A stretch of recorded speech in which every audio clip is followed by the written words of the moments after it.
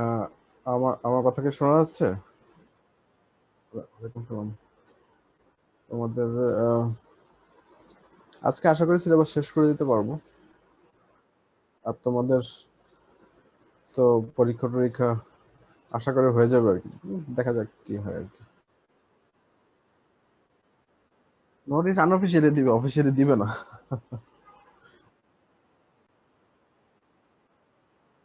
সেটাই, তোমরা তো এটাই চাইছিলা। তো তোমাদের জন্য ভালো।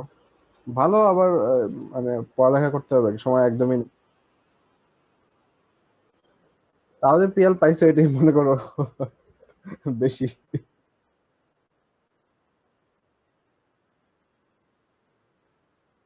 আচ্ছা। তো আহ, তোমার তো রুটিন রুটিন দাও নাই না?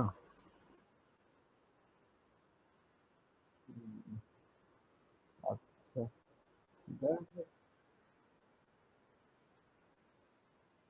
জানি না আসলে, এটা এখনো ডিসাইড করি নাই। পার্টে পার্ট বি না হওয়ার চান্স বেশি।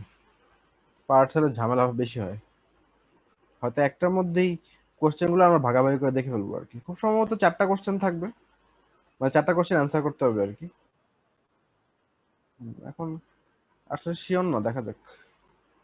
এটা স্যারের সাথে আলাপ করে করতে হবে আর কি। তো অথবা এমন হতে পারে 6টা থেকে 5টা, এটাও হতে পারে। এখন দেখি স্যার কি বলেন আর কি। আচ্ছা, তো আমরা শুরু করি। আমাদের আজকে শেষ করতে চাইলে শুরু করতে হবে। তোমাদের অ্যাটেন্ডেন্সটা দিয়ে দিচ্ছি।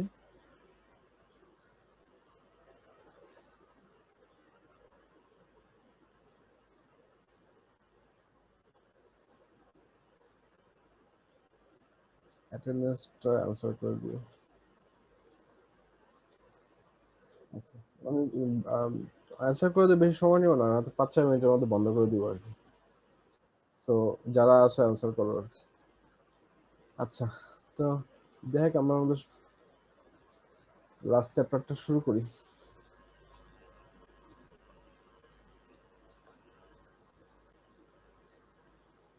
তোমাদের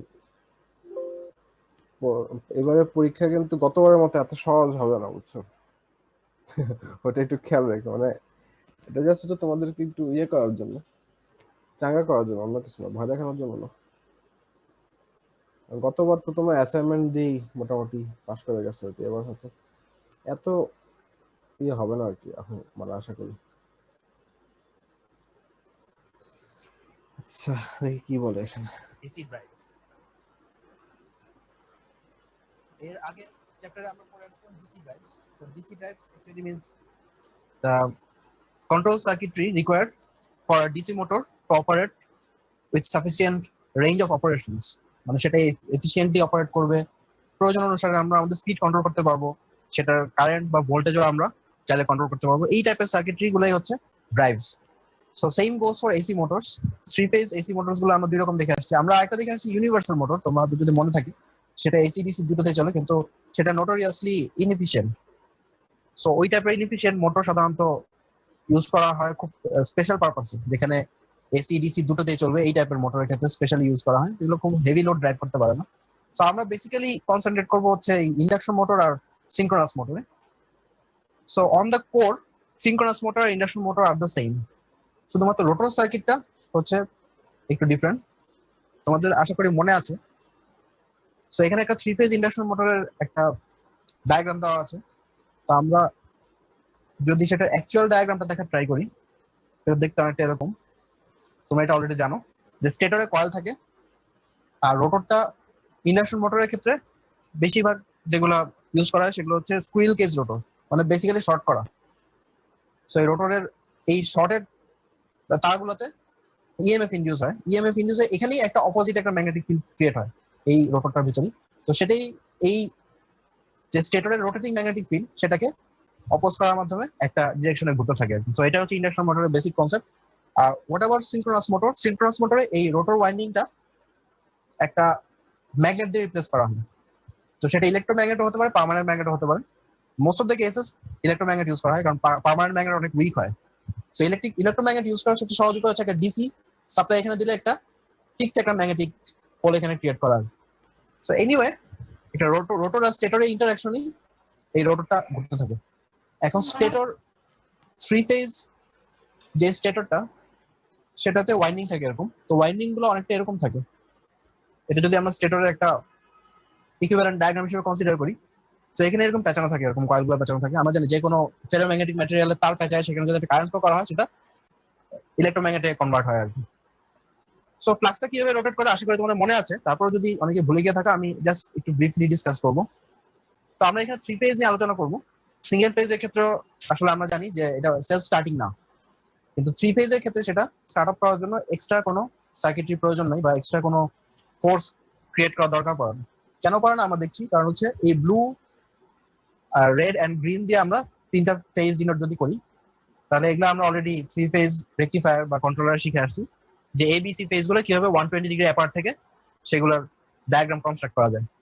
তো এখানে যদি আমি ব্লু ফেজটা ধরি, যেহেতু এখানে কালার কোডিং করা ব্লুতে, তো এখানে ব্লু ফেজের ভ্যালু হচ্ছে সবচেয়ে হাইয়েস্ট, গ্রিন আর রেড এর ভ্যালু নট হাইয়েস্ট। তো আমরা এখানে অ্যাবসলিউট ভ্যালু চিন্তা করছি, পজিটিভ নেগেটিভ দুইটা আমাদের চিন্তা করতে হবে। তো এখানে ব্লু ফেজের ভ্যালু হচ্ছে সবচেয়ে হাইয়েস্ট। ব্লু ওয়েভ শেপের যেই ওয়্যারটা, সেটা যদি আমি এই দুইটা ফেরোম্যাগনেটিক ম্যাটেরিয়ালে পেঁচায় রাখি, তাহলে সবচেয়ে বেশি ম্যাগনেটাইজড হবে এই ডিরেকশনে। এখানে গ্রিন আর রেড পোর্শনটাও ম্যাগনেটাইজড হবে, কিন্তু not as much as this blue portion, এবং সেটা ম্যাগনেটিক ফিল্ডের ডিরেকশনটা হবে অনেকটা এদিকে। তো এটা যদি আমরা অপোজিট হাফ সাইকেলটা দেখি, তাহলে এখানে ব্লু পোর্শনটাও negative higher's, so negative peak, so the direction of flux will be opposite. ব্লুর 120 ডিগ্রি পরে আসছে হচ্ছে গ্রিন ওয়েভ শেপ। সো গ্রিনের ওয়েভ শেপটা পিক এখানে বেশি, কিন্তু তার আগেই রেড ওয়েভ শেপে একটা নেগেটিভ পিক এখানে দেখা যাচ্ছে 60 ডিগ্রি পরেই। সেটার ডমিনেন্ট রোল প্লে করবে হচ্ছে রেড ফ্লাক্সটা, গ্রিন আর ব্লুটা এত ডমিনেন্ট রোল প্লে করবে না। সো রেজাল্টেন্ট ফ্লাক্সটা আসবে রেড বরাবর। So same goes for negative half cycle of red, এখানেও জাস্ট ফ্লাক্সের ডিরেকশন বা ম্যাগনেটিক ফিল্ডের ডিরেকশনটা উল্টা যাবে। তারপরে আসবে গ্রিন, গ্রিনের এখানে তাহলে গ্রিন বরাবর থাকবে ম্যাগনেটিক ফ্লাক্সটা। সো গ্রিনের নেগেটিভ রিজনে জাস্ট ফ্লাক্সটা উল্টা যাবে, কিন্তু গ্রিন বরাবরই থাকবে। তো তারপরে আবার ব্লুর নেগেটিভ সাইডটা কন্টিনিউ করবে। সো আমরা যদি সবগুলাকে একসাথে ক্যাসকেড করি, তাহলে দেখা যাবে সিকোয়েন্সিয়ালি ফ্লাক্সটা ক্লকওয়াইজ রোটেট করতেছে। সো আমরা যদি একটা স্টেটরকে, একটা থ্রি ফেজ স্টেটরকে এরকম একটা অ্যারেঞ্জমেন্টে এ বি সি অথবা এসিবি যাই বলে না কেন একটা, আচ্ছা, এটার মধ্যে ভুল বলছে। এটা অ্যাকচুয়ালি অ্যান্টি ক্লকওয়াইজ হবে, বুঝতে পারতেছো? এখান থেকে যদি টাইমের দিকে যাই, এটা ঘড়ি কাটার বিপরীত দিকে ঘুরতেছে আর কি। ক্লকওয়াইজ, অ্যান্টি ক্লকওয়াইজ হবে। অ্যারেঞ্জমেন্টে সিকোয়েন্সিয়ালি কয়েলগুলোকে সাজাই এবং সেগুলোতে যদি আমরা একটা থ্রি ফেজ ওয়েভ দিই, তাহলে দেখা যায় রেজাল্টেন্ট যে ম্যাগনেটিক ফিল্ডটা সেটা রোটেট করবে। তো এখানে যদি রোটর হিসেবে আমরা একটা পার্মানেন্ট ম্যাগনেট অথবা একটা ইলেকট্রোম্যাগনেট ইউজ করি, রোটরটা এখানে লক হয়ে যাবে। লক হয়ে সেটা এই ফ্লাক্সের সাথে ঘুরতে থাকবে। So that's the basic of synchronous motor. তো ইন্ডাকশন মোটরে কি ঘটনা, ইন্ডাকশন মোটরে আমরা জানি কখনোই সেটা সিঙ্ক্রোনাস স্পিডে বা এই ফ্লাক্সের স্পিডে রোটেট করতে পারবে না। কেন? কারণ হচ্ছে সেক্ষেত্রে কোনো রিলেটিভ কোনো ফ্লাক্স ডিফারেন্স থাকবে না। আমরা যদি আরেকটু সহজ ভাষায় বলি, যে ইন্ডাকশন মোটরের নামটা আসছে কি ইন্ডিউস করা থেকে, তার মানে স্টেটর থেকে রোটরে একটা ইএমএফ ইন্ডিউস হচ্ছে, সেই ইএমএফটা স্টেটরের ইএমএফ কে অপোজ করার মাধ্যমে সেটা রোটেট করতেছে। কিন্তু ইন্ডিউস হওয়ার ফার্স্ট ক্রাইটেরিয়া হচ্ছে rate of change of flux. তোমরা জানো, তাহলে ফ্লাক্স যদি কাট করে অথবা ফ্লাক্সে যদি চেঞ্জ আসে, তখনই সেটা ইন্ডিউস করবে। জাস্ট লাইক ট্রান্সফরমার যেরকম ডিসি সাপ্লাই দিলে সেটা ফ্লাক্স কাট করে না, সো কোনো সেকেন্ডারিতে কোনো কিছু ইন্ডিউস হচ্ছে না। তো ইন্ডাকশন মোটরের বেলা তাই ট্রান্সফরমারের মতো অ্যাকশন হবে এখানে। তাহলে এই রোটেটিং ফ্লাক্সটা আর রোটর যদি একই স্পিডে রোটেট করে, তাহলে এখানে কোনো ফ্লাক্সের রিলেটিভ কোনো চেঞ্জ আসবে না। তখন ইন্ডাকশন মোটরে ইএমএফ ইন্ডিউস হওয়া বন্ধ হয়ে যাবে, কোনো রেজাল্টেন্ট ফ্লাক্স ক্রিয়েট হবে না, কোনো ম্যাগনেটিক ফিল্ড তৈরি হবে না রোটরে। সো ইন্ডাকশন মোটরটা স্টপ হয়ে যাবে। সো ইন্ডাকশন মোটর কখনোই এই সিনক্রোনাস স্পিডে রোটেট করতে পারবে না। সো এই পার্সেন্টেজ স্পিড ডিফারেন্সটাকে আমরা বলি হচ্ছে স্লিপ।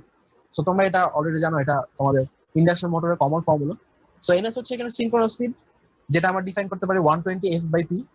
এফ ফ্রিকোয়েন্সি আর পি হচ্ছে নাম্বার অফ পোলস, আর এনএম মানে হচ্ছে মোটর অথবা রোটরের যে স্পিড সেটা। সো এটাকে আমরা চাইলে ওমেগাতে রাখতে পারি অথবা আরপিএম এ রাখতে পারি, একই জিনিস। সো এনিওয়ে আমরা এখান থেকে এই টাইপের একটা ইকুয়েশন ডিরাইভ করতে পারি। সো এখানে যদি আমরা এনএস এর ভ্যালু প্লাগ করি, তাহলে সামথিং একটা এই টাইপের ইকুয়েশন হবে, যেটা আমাদের পরবর্তীতে হয়তো কাজে লাগবে। তো ইন্ডাকশন মোটরের যে সার্কিট ডায়াগ্রাম, সেটা আমরা ট্রান্সফরমারের ইকুইভ্যালেন্ট সার্কিট ডায়াগ্রাম দিয়ে রিপ্লেস করতে পারি, যেহেতু এখানে একটা ট্রান্সফরমারের অ্যাকশনের মাধ্যমেই ফ্লাক্সে ট্রান্সফার হচ্ছে। সো ট্রান্সফরমার ইকুইভ্যালেন্ট সার্কিটে এখানে কিছু রেজিস্ট্যান্স, রিঅ্যাকট্যান্স এগুলো থাকবে। সো এগুলোর সাথে আমরা একটু পরিচিত হই। আরএস টাকে আমরা বলছি হচ্ছে স্টেটর ওয়াইন্ডিং এর রেজিস্ট্যান্স, আর আর ফর রোটর। সো রিঅ্যাকট্যান্সটাও স্টেটর আর রোটরের ক্ষেত্রে এক্স আর আর দিয়ে রিপ্রেজেন্ট করা হবে। তাহলে এখানে একটা ইকুইভ্যালেন্ট ডায়াগ্রাম দেওয়া আছে। সো এটা থেকে আমরা এই টর্ক ইকুয়েশনটা ডিরাইভ করতে পারবো। এই ডিরাইভেশনটা তোমাদের মেশিনে পড়ে আসার কথা, বইতে আছে, চাইলে দেখে নিতে পারো। So torque develop. আচ্ছা, এখানের মধ্যে আমি আরেকটা ভুল করছি যে রোটরে এক্স আর হবে আর কি। ঠিক আছে, এই যে এক্স আরটা এখানে এক্সএস লিখছি, এটা একটু খেয়াল করো আর কি। টর্ক কি তোমরা অলরেডি জানো, এটা হচ্ছে রোটেটিং ফোর্স। কিন্তু আলটিমেটলি কি সবকিছুকে আমরা এনার্জি দিয়ে রিপ্রেজেন্ট করতে পারি। তো টর্কটা হচ্ছে একটা রোটেটিং ফোর্স।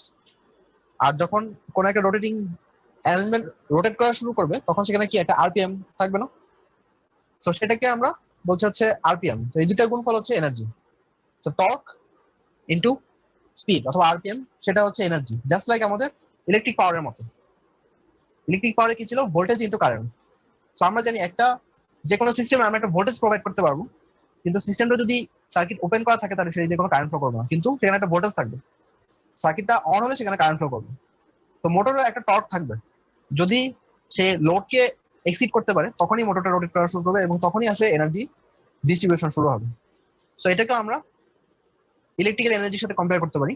তাহলে টর্ক হচ্ছে ইলেকট্রিক্যাল ভোল্টেজের ইকুইভ্যালেন্ট, আর আরপিএম যেটা হচ্ছে সেটা হচ্ছে ইলেকট্রিক্যাল যে কারেন্টের ইকুইভ্যালেন্ট। সো আমরা মোটরটাকে রান করাই বা না করাই, কিন্তু মোটরটা একটা ফোর্স ফিল করবে, সেটাকে আমরা, বা একটা প্রেশার ফিল করবে, সেটাকে আমরা ভোল্টেজের সাথে কম্পেয়ার করতে পারি। সো টর্কটা হচ্ছে ভোল্টেজের ইকুইভ্যালেন্ট। তাহলে এটা একটু আমরা মাথায় রাখবো, কারণ এটা আমাদের পরবর্তীতে লাগবে এই জিনিসটা।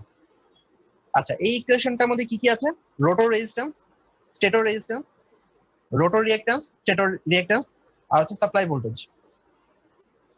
সো এখান থেকে টর্কের যদি আমরা একটা কার্ভ আঁকার চেষ্টা করি, কার্ভটা অনেকটা এরকম হবে।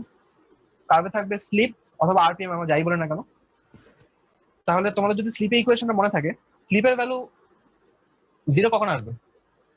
যখন এনএস আর এনএম একই ফ্রিকোয়েন্সিতে বা একই স্পিডে রান করবে, তখন স্লিপের মান আসবে 0।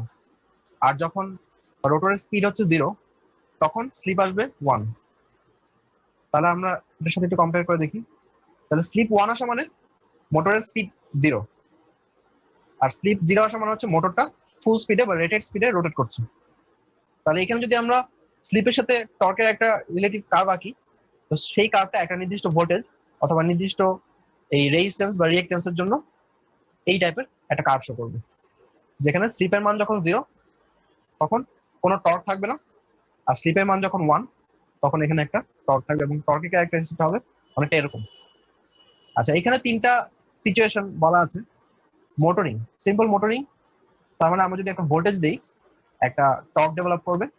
আচ্ছা, এই কার্ভটা তোমাদের কাছে মানে পুরোপুরি ইনটিউটিভ নাও হতে পারে।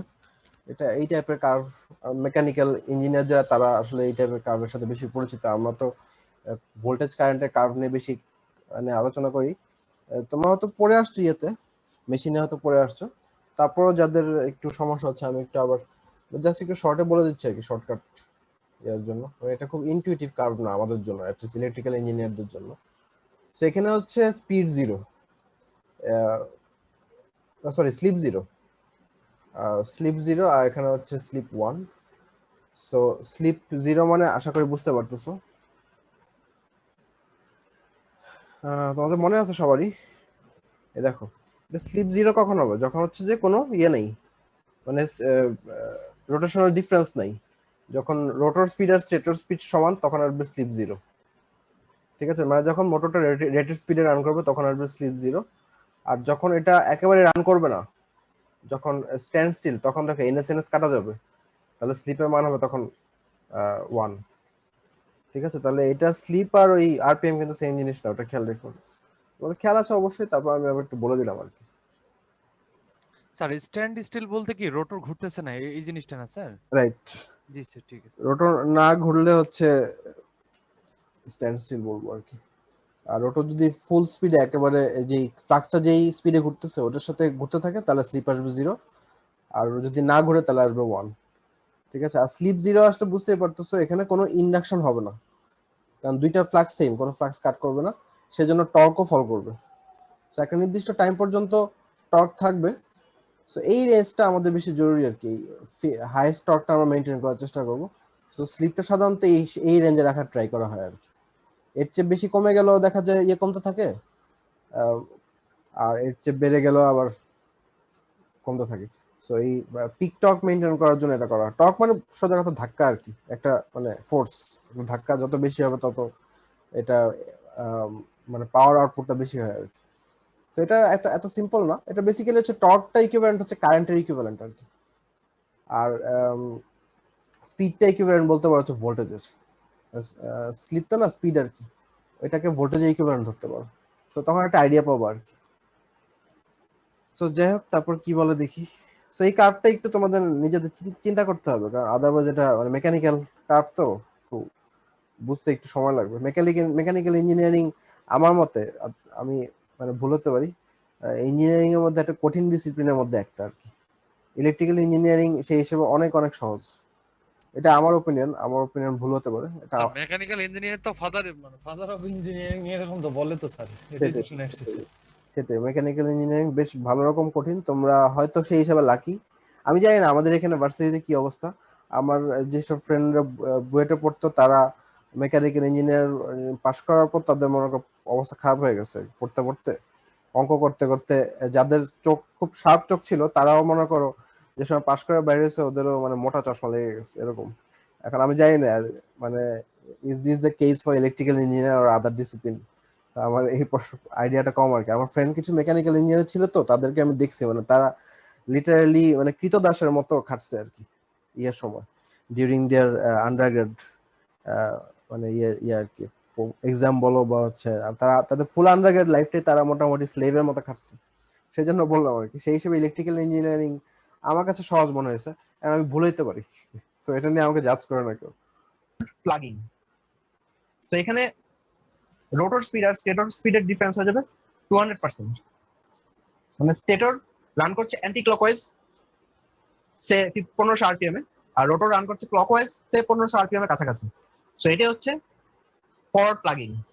তার মানে আমরা যদি স্টেটরের ফ্লাক্সকে রিভার্স করে দিতে পারি, ইনিশিয়ালি একটা স্পিডের হিউজ ডিফারেন্স তৈরি হবে। আচ্ছা, এটা আশা করি বুঝতে পারতেছো। ধরো স্টেটরটা ফ্লাক্স রোটেট করতেছে এই ডিরেকশনে, আর রোটরটা যদি আমরা ইয়ে করি, রোটরটাও এই ডিরেকশনে মুভ করতেছে।